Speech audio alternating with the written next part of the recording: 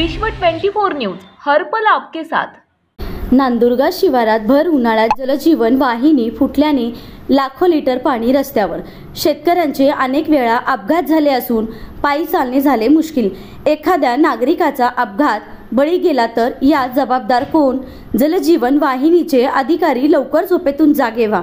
शेतकऱ्यांना नाहक त्रास होत असून लवकर हे वाया जाणारे पाणी वाचविण्यासाठी प्रयत्न करा। प्रतिनिधी अमर जाधव, व्हॉइस रेकॉर्डर आफरीन बागवान।